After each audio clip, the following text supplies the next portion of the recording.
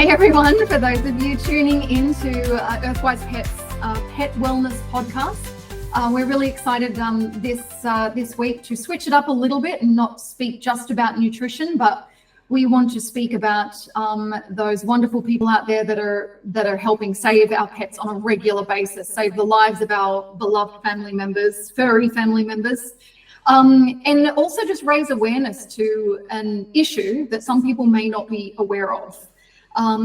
If you have watched any of our podcasts in the past, you will know that we are somewhat frustrated as pet nutritionists. We're a little bit frustrated that there is not a bigger arm of veterinary schooling that focuses on nutrition. The however is, and it's very important to remember, we love vets, we need them, and the majority of what vets do are invaluable, and we want to make sure that all of the great things that they do are supported, and we're able to support their businesses, because we also have to remember that it's a business.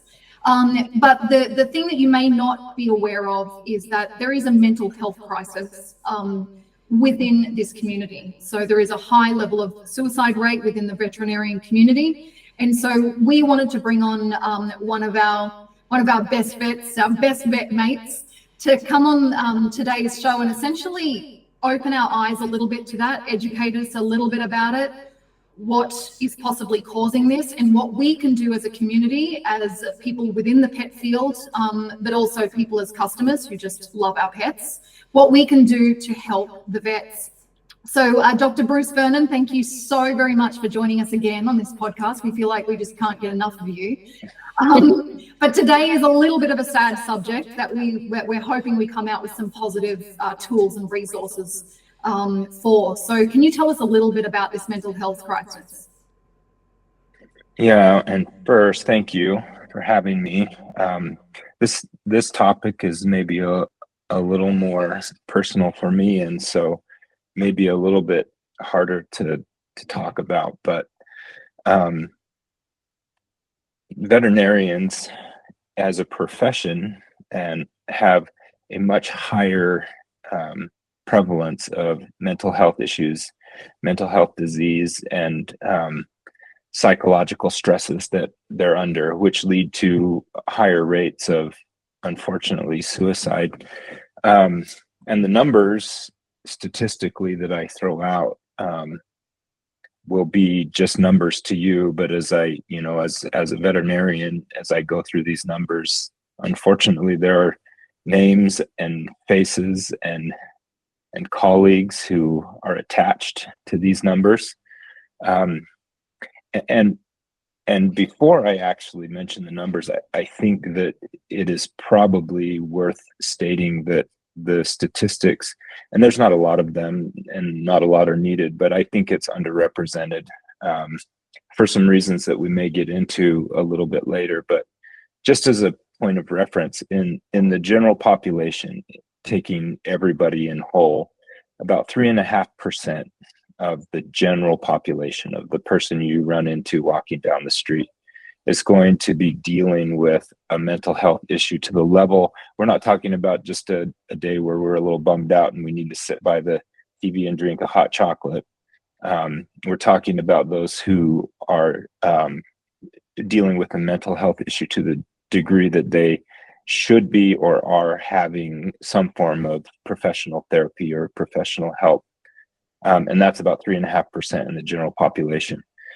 In the veterinary profession, among my colleagues, that number, the latest study was done, I think, back in 2021, that showed that level was almost at 20% for veterinarians, which is more than 5 times the rate that we see in the general population. So basically 1 out of 5 members of the veterinary profession are dealing with mental health issues to the point that it is dramatically affecting their quality of life,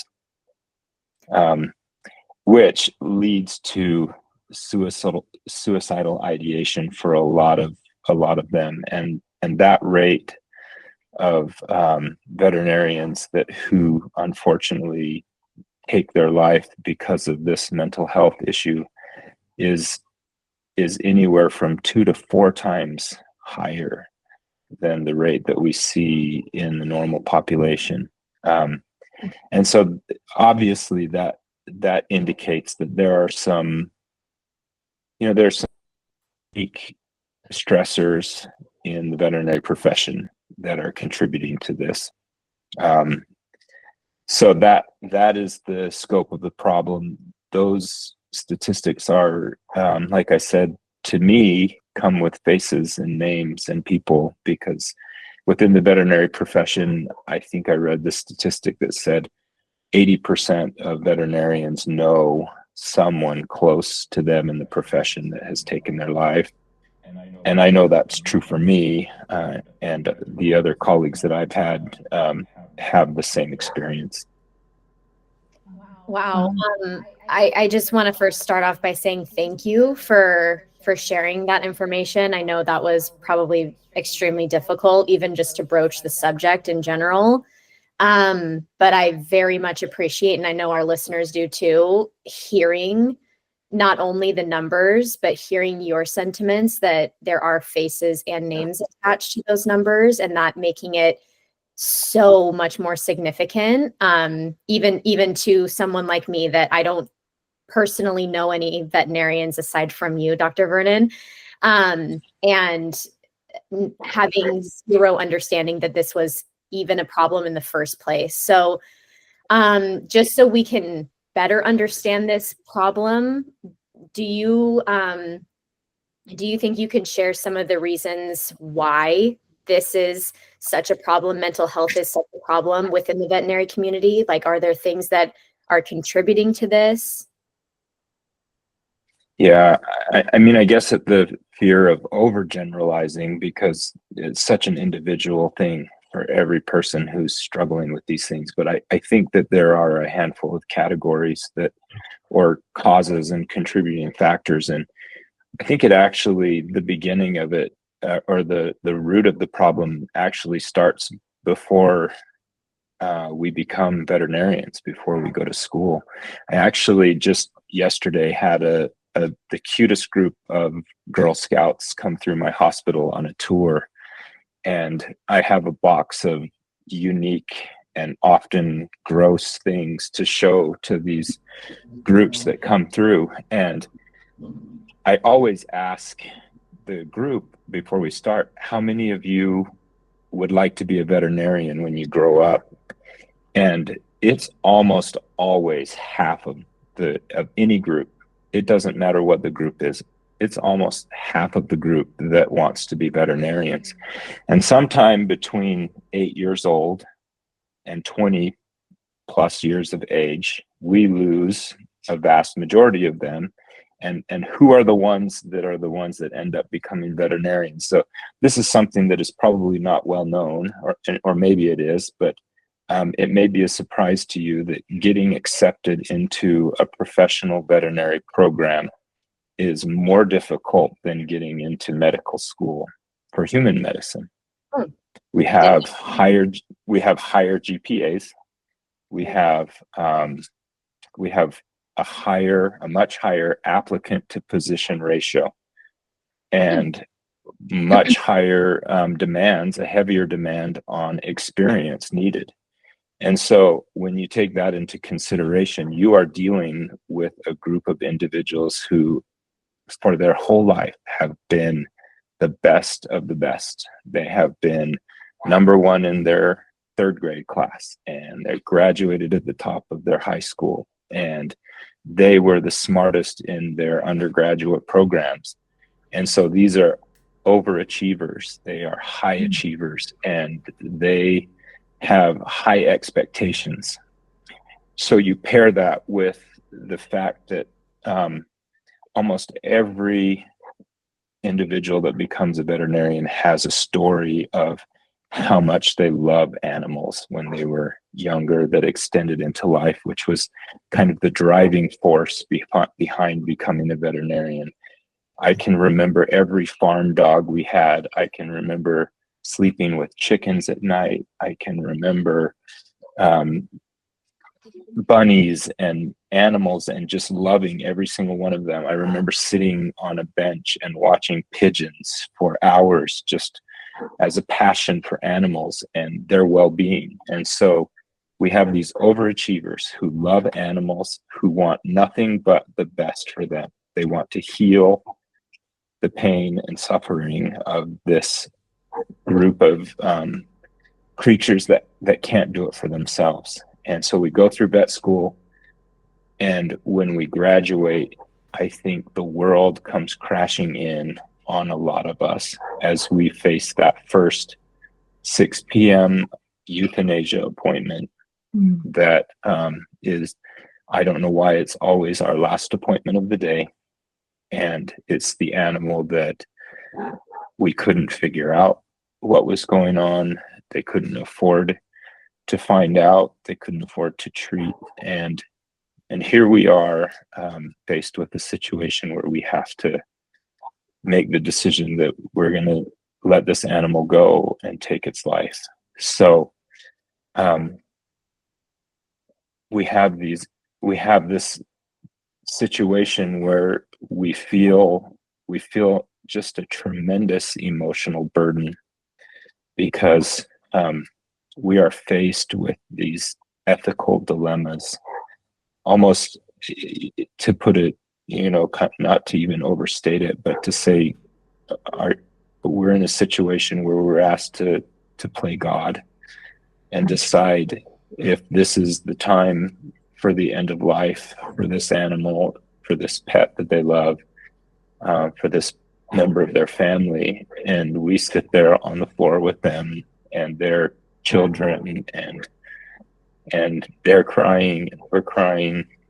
And it doesn't take long of doing that before you realize that you're not going to solve every problem. 1 + 1 is not always 2 in medicine. There's a lot of gray area, and there's a lot of unexpected twists and turns. And so I think, to me, that's the crux of the problem. But on top of that, then we have demanding, irregular, long work hours, and we have financial pressures from school. I think that I saw that the latest statistics showed that veterinary students are graduating with over $400,000 worth of debt to become a veterinarian, and they're going to come out. I feel like that would be more than I feel like that would be more than a GP, even like a general practitioner. It's intense. Yeah. And because of that, we're getting into a profession where we're not making the level of income that the anesthesiologist and the neurosurgeon are making. And so we're trying to balance high student debt, long hours, not meeting the expectations that we had for ourselves as we come into the profession. And then the workload is heavy because we have to see patients to pay the bills, and we never thought that we were going to think of them as part of a way to make our mortgage payment or make this business be able to stay open for another month.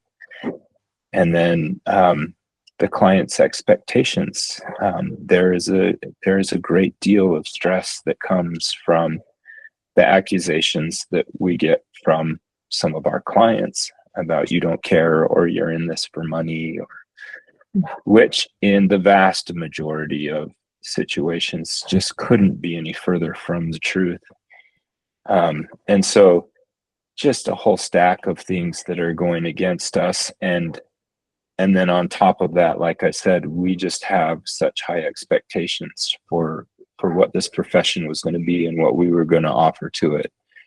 And I think in more times than not, those expectations are not met. And then we run into an inability to make it congruent in our minds, and the compassion fatigue and the emotional burden and financial burden just becomes too much. It's too overwhelming. And The lucky ones, if that's lucky, end up leaving the profession and doing something else, and those that are less lucky end up taking their life. And it's a real problem. The first time that I was introduced to this as a problem in veterinary medicine was my third year in vet school, and within a month, one of the fourth year vet students right ahead of us took their life in the teaching hospital. And within a matter of a few weeks, one of the most loved clinicians that we had teaching at the teaching hospital took their life. Wow. And up to that point, I had no idea that this was a problem in the profession. But after that, you couldn't ignore it anymore. Mm-hmm. I'm so sorry to hear that. I don't think I knew to the extent, of course. Strangely enough, I was one of the rare people that was aware, though, that it had a high suicide rate. You know what's really interesting, though, Dr. Vernon, is that it actually came from my dad, who had no relationship to vets, but I was the 8-year-old that came into your clinic and just went, this is what I want to do. I want to save the lives and make animals live forever, because I was also the kid watching the pigeons for hours and rescuing the rabbits. But you know, something interesting that my dad said to me, and I feel like crying saying it now, listening to your stories, but one of them, he just said, I said, I want to be a vet when I get older. And he goes, no, darling, you're not going to be a vet. And I said, no, I need to be a vet because I need to save all of these animals. And he said, you're not going to be a vet because I don't want to lose my daughter before she's 30. Oh. That's what he said to me. And it's just, you know, he understood he understood that I was not cut out for that. I was cut out for lots of other things, but definitely just, you know, and I think the majority of people who do go into veterinary school are me. You know, it's just like there just wasn't necessarily the realization. But at the same time, and I'd love to get your take on this, we also don't want people that aren't like you and us in there who are just trying to make bank and then fulfill the truth of some people that are accusing you that you're just trying to make money. We also don't want those people in there, because it won't be based on the animal's health. I mean, what is your perception of that too? Is it possible for a vet who doesn't have this level of empathy to still do a great job, or do we need the true animal lovers to be in this? That is a great question. You know, I've been a veterinarian for a quarter of a century, and I have met all kinds of veterinarians, all kinds of personalities, and they do range from those who are very analytical and very science-minded and are approaching it from a scientific problem to uncover, and I think from a mental health standpoint that perhaps they do better than those who are the personal, compassionate clinician that has the wonderful bedside manner, and they have it because they really care and they love animals. And after watching vet after vet come into the profession, and the long hours and the stress leads them to either pull back dramatically from the profession or leave it altogether. I don't know. I sure want someone who loves animals there to be that spokesperson for the one who has no voice, right? Mm-hmm. And so unfortunately that personality type is just going to take that burden on them, the emotions of everything. They feel it, and they take it upon them and they carry it. And so I suppose the solution is, how do we help lighten that burden? How do we help them to carry that burden, or help us to carry that burden? And that's a very good point. because now that we have this awareness and we can see that there's an ongoing issue, and I find it interesting that even somebody just going through this school took their life before they were even, into the profession for years. With that, is there something that, as the customer that we can do, or sorry, all my animals are in an uproar. Is there something as customers can do to help support our vets, or is there any resources that, the veterinary world or veterinarians can use or utilize to help them get that additional support? Well, there are tons of things to do, and from just kind of a general standpoint, there is a wonderful organization that has been shedding a lot of light on this, and I think to kind of put a little ray of light on such a dark subject, this website nomv.org, which stands for notonemorevet.org, has done quite a bit to raise awareness of the problem, and they've provided a spotlight, and I think sunlight is a good disinfectant and can help to alleviate a lot of problems. But they offer insight into how to have sustainable well-being and how to balance work and how to balance our lives, and resources for those of us who are in the profession, but also resources for those who are allies of the vets who want to give support, and events. They put on events, and they give lectures and webinars. But on a personal level, if we start talking about the furry pet parents who are coming face to face with us in the exam rooms, I think that there's a few things that we could do, and it's hard to talk about this because it's just not my personality to say you need to do better, you need to treat me better, because I understand 100% the difficult situations that the clients are in when they bring their pet into my hospital. Mm-hmm. And it's not necessarily the wellness checks, but when they're dealing with life-threatening problems, it's hard to be patient, and it's hard to be understanding. Mm-hmm. Yeah, it's hard to check those emotions. And so from a veterinary standpoint, I think we need to be able to compartmentalize and realize that the frustration and anger sometimes that we're feeling is not necessarily to us, but it's towards the problem that we're dealing with together. Yeah. But as we come in, I think patience and understanding, especially, if you're one that has brought in an emergency in the middle of our already busy day, I think just common human respect for others is to respect that and understand that there is going to be some waiting, and manage your expectations because of that, and communicate with the vet clearly. I know that, from the standpoint of nutrition, and you go to a vet, if you find that they don't either agree with you or have the same understanding of nutrition as you do, communicate to them clearly what you anticipate and what you want.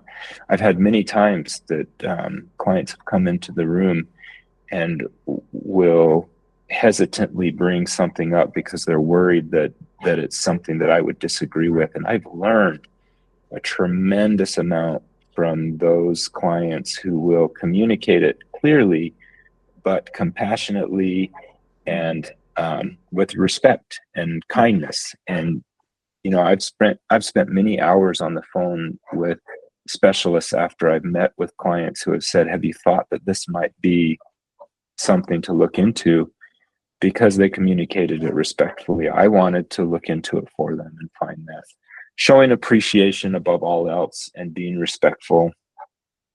If we did that in every aspect of our lives with the people that we interacted with, mm-hmm. I think we could not only just make a difference in veterinary profession, but in the world around us. there's, there are times when we feel like we're, having to negotiate and navigate through difficult subjects like the healthcare of our pets. But if we do that with respect and appreciation, gratitude, you'll find that you'll have a veterinarian that is squarely 100% in your corner.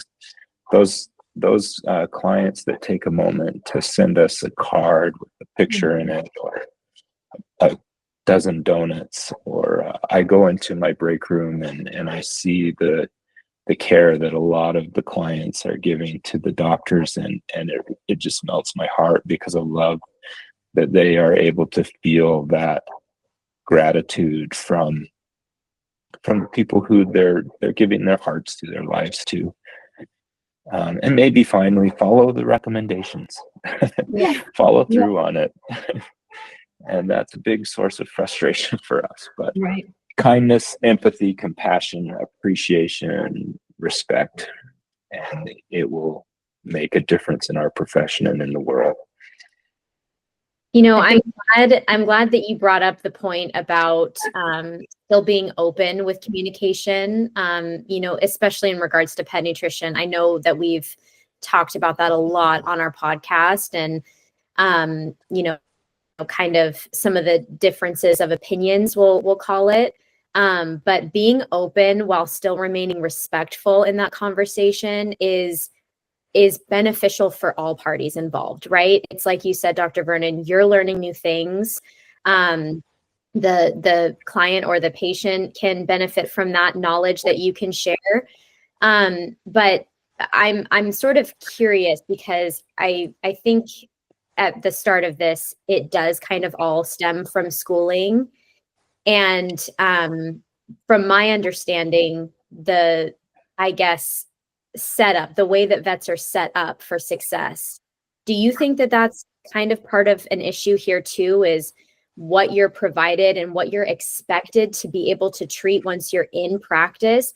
That is insanely far reaching. That's everything from your everyday, hairball situation with a cat to full on surgery, right? And that's an insane load for one person to be responsible for different species of animals, right? Can you kind of bring light to that a little bit, and that situation as it relates to, this problem? Yeah, we probably could have an entire podcast about, the great things and the failings of the education system for veterinarians. But our goal in vet school, after we rack up hundreds of $1,000s of debt, is to pass this board exam at the end. It costs $60 to register for it, but if you fail it, it costs you hundreds of thousands of dollars. So there's a tremendous amount of stress put on us in our education to learn every minute fact that we can learn about every species and creature out there. And as I was taking that test, I remember the 2 or 3 questions into the test, and there was a question about a tarantula. And I thought to myself, I don't know if I can pass this test. But I did, thankfully. And I probably didn't get the tarantula question right. But so you have these students who are going to come out of vet school and go into the small animal world where we're dealing with our dogs and cats. But while they were in vet school, their attention was completely divided from that into the barn and lameness exams on horses and pregnancy checking llamas and going to the dairy, and we're just getting inundated with all of this information, and there's no possible way you hold on to all of that, and the little parts of it that you really want to hold on to is just flooded out with everything else. And so you get out of school and you're woefully underprepared from an informational standpoint to be a veterinarian, not to mention an experience standpoint from technically like surgery. That's a big deal, right? But you don't you don't get enough preparation to be ready for it. And so that probably provides quite a bit of tension and anxiety in your life, because you're out in the real world working on real pets that real people really love, and you're doing a surgery that you've done one time or read about once. That's a tremendous burden to carry. I can remember it very distinctly, having those feelings. So the education system is what it is. There's faults in it. We don't, well, I guess I went to school before, color was invented. So I was probably in black and white education, but I do think that it's come a long way since I was in school. I do know that they do have more awareness of emotional well-being and classes like that are being taught more regularly, but it was not a part of my education. We didn't learn business management. We didn't learn nutrition adequately. We didn't learn how to have emotional balance in our lives. It was all science, facts, diseases, and that's it. That's all we learned.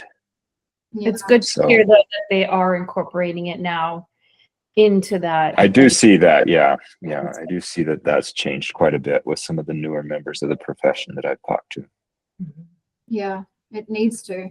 One of the things that you touched on was costs. Obviously, veterinary bills are not cheap. If you've got a substantial problem, your dog or your cat or your tarantula is having some issues, then, it's often an incredibly unexpected cost that comes on board for a pet parent. And that is also what plays a huge part in your emotional stability, as well as when you see a parent struggling with that, whether either paying for it or questioning how much it's costing.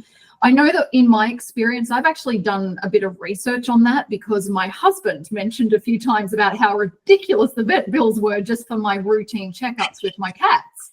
And I actually did educate myself and realized that the margin for what vets are actually making, as you said, is it's not, if you're $1,000 vet bill, if you have $1,000 vet bill, the vet is not walking home with $1,000, not even close to it. And we're not going to go into those details unless you want to, but it's not as profitable as people may think. And so generally when you're walking into a vet clinic, you are walking into to a service provider who went into this because they passionately want to save your pet.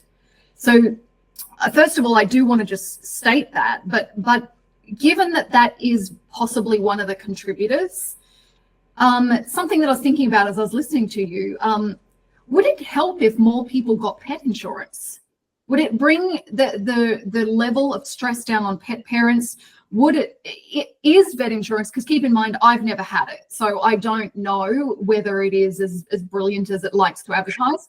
But is this something that may actually reduce the impact on vets and on pet parents, and therefore actually help with this mental health crisis? Yeah. So with pet insurance, I think I have seen a lot of people that pet insurance has helped them a lot, and people who have health insurance for their pets do tend to have a tendency to follow our recommendations more, because they are not taking $1,000 out of their pocket. They're taking whatever their deductible is. And it works a little differently than when we go to our doctor with our PPO. But in a sense, it is very similar. But it's very uncommon for people to have it. And so we don't see it very often. If I see out of 100 patients, we'll probably have one or two that may be working with insurance. And so it's really, really uncommon. And I think that there is a great deal of just research that has to be done in how to make that a profitable thing for insurance companies, because I don't think they've mastered that yet, which is what I think the biggest problem is. And so from a standpoint of is it helping? If it were more widespread, I do think it would help the profession, but I don't know that I think we're a ways away from that being Yeah. a reality.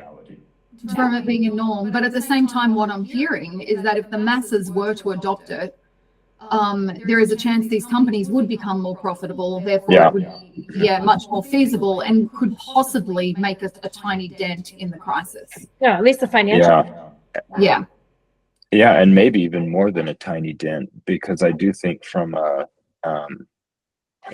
client standpoint, the unexpected vet bill of $2,500 is debilitating, and we see a tremendous trend in the field of young, freshly out of home getting pets, because that's a symbol of independence, I think. And then they get hit with the financial reality of having a puppy, and the sad endings to those are countless. And so, if they were able to have insurance, it could make a huge difference in those situations, which would decrease the burden on veterinarians tremendously. Yeah. Wow. Okay, so for those of you listening, get pet insurance. It'll help. Yeah. It's something. Yeah, research it, look into it, and find one. Make sure you read the fine print. I find a lot of people disappointed in what they end up getting covered, but yet there are a lot of people who are very happy with it, who have done the proper research in it. Yeah, there's a wide range of offerings with the pet insurance. Yeah.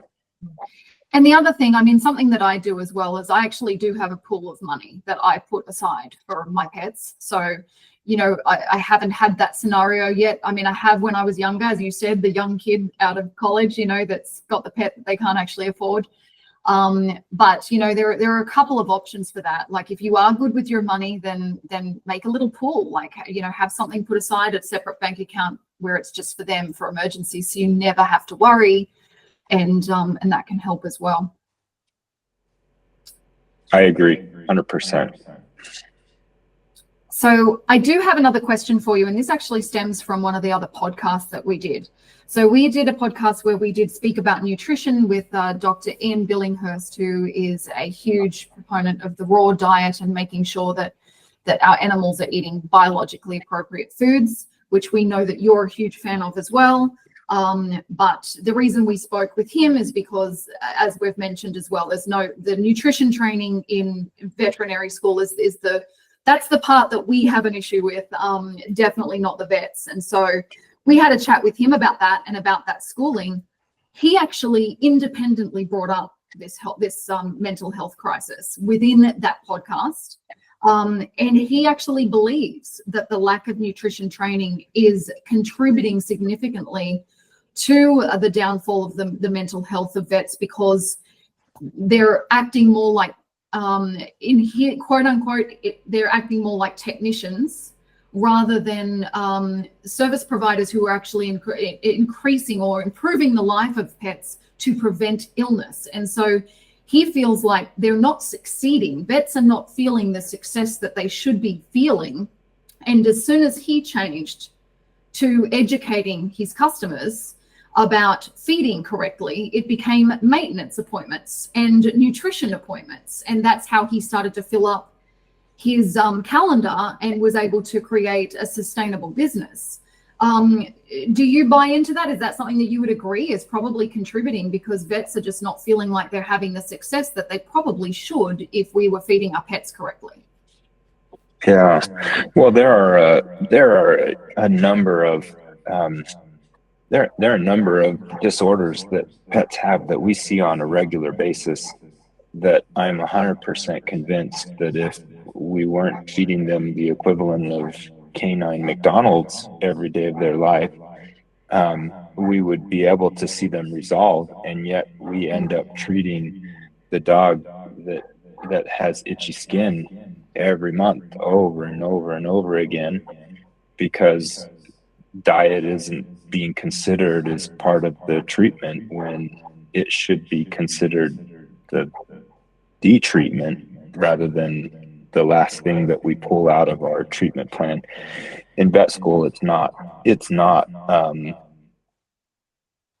a hidden piece of knowledge that every class of nutrition is taught by one of the big dog food companies, and whether they are genuinely believe what they're teaching or not, I'm not going to make a prediction on that, but I do believe that at a minimum we are not getting enough perspectives and enough information, and at a maximum we're probably on the verge of malpractice for not teaching the right amount or the right information. And so, yeah, I mean, of course we would love to see pets who are healthy and thriving and be able to have those conversations with them, and it feels like common sense to most of them when I talk to them about upgrading their food bowl for their pet. It resonates with them because it makes sense that if I improve the quality of their nutrition, that they're going to feel better, and they love it. And so I create a stronger bond with that family. I create a stronger bond with the client. I have a healthier pet to deal with, and so all said, we've created the ideal scenario for a veterinarian, right? We get to help a dog live its best life, and we get a better relationship with the client, and we get a client that comes to see us, and we make money, we pay our bills. I feel like, nutrition is for sure a huge way to win some points in emotional stability in the profession. Yeah. That I think it's important to note here too. It's kind of what we already talked about, which is the insanely wide scope of knowledge that vets require to do their jobs and then actually have to put into practice is so overwhelmingly, that's not normal for a human brain to have that capacity, right? Yet we're expecting it, when I think, yes, the system is obviously flawed. You guys aren't set up well for the minimal education that you receive in school. And it's not really, I think, an expectation we as the client should have, that you guys have that knowledge on top of every other piece of knowledge that you have from vet school.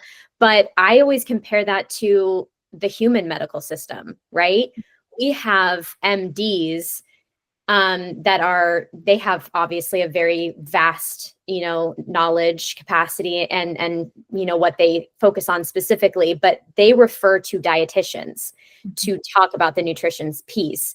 I was a dietitian. I know exactly what this system looks like. And while it's still flawed, right, as are pretty much every other system in the healthcare, but that's beside the point. But I'm saying they would refer that client or that patient to a dietitian to specifically speak about nutrition and diet plans, right? You guys don't have that. And you are relied upon by your clients to provide that when A, you're not set up for it in the first place, and B, even if you were, timing of appointments, the amount of patients you see, the amount of variability within one specific patient that you see that requires so much more time than people realize to really create a tailored diet plan for. It's not this disease requires this diet like it seems like it is based on the ABC diets provided by some of the prescription brands, right? It's not that simple at all. And in fact, it's very, very far from that simple. It's looking at the individual pet, getting a complete diet history, a complete medical history from them, understanding the pet as a being aside from its symptoms, and then saying, let's try this, see how it works, come back to me. If it's not working, we'll try this. If that's not working, we'll try this. That's what that looks like. And that's what it looks like in the human side of things. And that's because humans can communicate their own needs. Pets can't even communicate their own needs. So that's yet another layer of, what am I supposed to do about this that veterinarians have as a burden on them? Like, I think about it all the time. I think, yes, we do have a little bit of a bad taste in our mouth when it comes to vets bashing raw or whatever it is. But in reality, what are we expecting, right? Like, I mean, it's not feasible what they would need to do. Yeah, and I think, and maybe this is a little bit off subject, but that's okay because it's important. I think there's a couple of important things to remember. One is that if you're able to communicate effectively and openly, kindly, and honestly with a vet, I think you'll find that much more so now than 5-6 years ago, that veterinarians are more open than they were before. And secondly, on that subject, I can see a real shift in the profession. I don't think it's going to be slamming from first to second gear in one day, but I see a change. I see veterinarians more open to alternative ways to feed pets, and so I have a lot of optimism that the future of nutrition and counseling nutrition with clients is going to change dramatically in veterinary medicine. Within the next decade, I think you'll see a huge change. But it's going to take people like EarthWise, and it's going to take time. And a lot of the information that you guys are putting out is going to help to make that change and to help strengthen that what we call in our profession the veterinary client-patient bond. And when that bond is strong, all three of those parts of that are strong, then our position as a veterinarian is just beyond rewarding. Like, I don't regret becoming a veterinarian for a minute. I've had hard times, and I've had days when I've been depressed and upset and sad and feeling the weight of it, but there isn't a day that I regret doing one of the noblest professions that there is out there. And so anything and all of the things that EarthWise is doing to make a difference in particularly the nutritional education of the veterinary field is going to play tremendous dividends, not only for the health of the pets, but for that strengthening of that bond, that veterinary patient client bond, that is in the end going to be one of the things that helps us carry that emotional burden of being the defender of those who can't speak. Yes, I love that. The bond is respect, right? And that's exactly what we're talking about. Respect the vet. Respect the vet. Exactly. Yeah. Well, we should probably wrap up, but it's not going to be a wrap of the subject. We need this to be a continuation. We will have you back on at some stage, and we just do want there to be an awareness out there, because without our vets, I don't know where I would be without vets. And in the meantime, I know that you've mentioned that nutrition training within veterinary schools is improving, and then hopefully in the future we can see them talking more about biologically appropriate diets. But the however is something else that I've heard from this is that there is a lot for you guys to learn. Like, perhaps, just like in the human system, we will always have our certified dietitians like Erika and Lisa and the many people around the EarthWise Pet and Pet Depot and DOG stores and Nature's Pet. I keep listing all of our stores, but we do have those certified pet dietitians that do exist, that you can go to for those particular things, and then you can focus on the medical issues with the vet, and hopefully maybe know a little bit more about the behind the scenes moving forward. You mentioned that those little gifts and those cards that you get, Dr. Vernon, go a very long way. You mentioned that just the respect of the delivery of frustrations or communication is a huge, not just concern, but it makes a huge impact if it's done respectfully.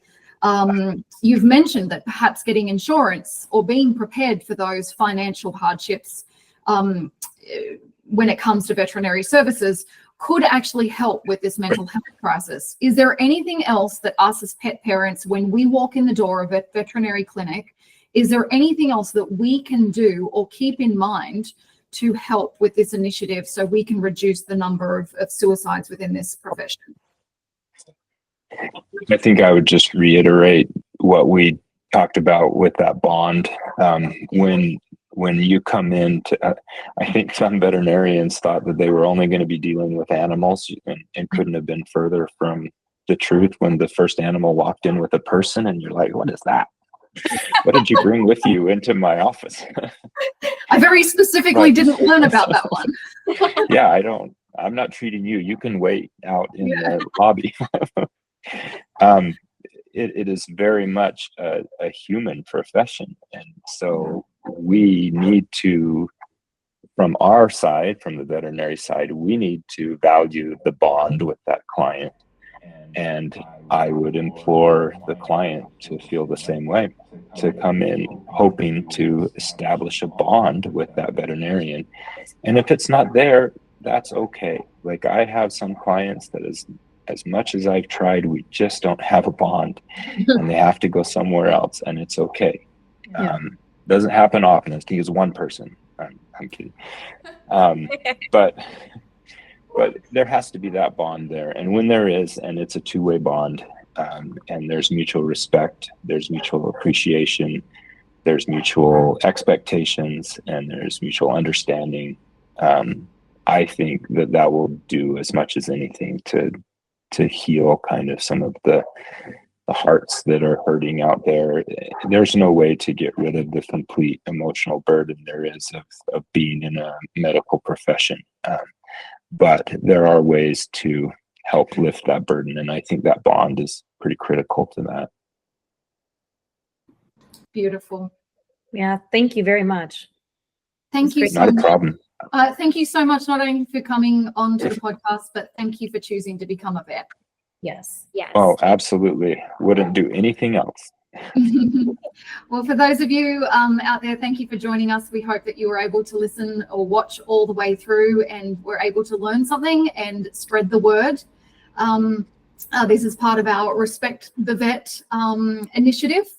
And we'll be talking more about it in the future as well as the nutrition and grooming and all things well-being for our beautiful dogs and cats that are our furry family members. Thank you, everyone. Thank you, Erika. Thank you, Lisa. Thank you, Dr. Bruce Vernon. And thank you. Absolutely. Thank you.